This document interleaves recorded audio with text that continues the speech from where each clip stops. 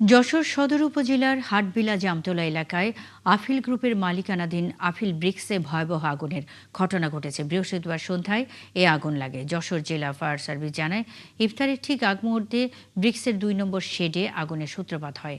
খবর পেয়ে দ্রুত ঘটনাস্থলে পৌঁছে ফায়ার সার্ভিসের ৭টি ইউনিট পরে ১ ঘণ্টার চেষ্টায় আগুন নিয়ন্ত্রণে আসে। এ সময় ফায়ার সার্ভিসের ২ জন কর্মী ও একজন শ্রমিক আহত হন।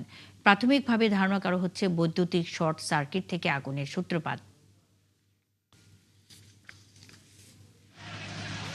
ইফতারির আগে লেবার ছুটি দিই, আর বাকি সাইডের কাজগুলো আমাদের প্রতিদিনের মতো চলে।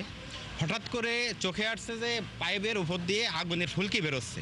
কিছুক্ষণ মধ্যে ইফতারির সময় ফায়ার সার্ভিসের বেশ আওয়াজ শুনতে পারি আমরা। তখনই আমরা ইফতারি করতে করতে ছুটে চলে আসি এলাকায় সমস্ত লোকজনকে নিয়ে। মোটামুটি বেশ প্রথমে আগুনের মাত্রা অনেক বেশি ছিল। একটা নির্দিষ্ট সময় পরে যে তারপরে এলাকার স্থানীয় লোক ছিল, আফিলের যারা কর্মচারী আছে তাদের প্রচেষ্টায় আগুনটা এখন নিয়ন্ত্রণে আছে।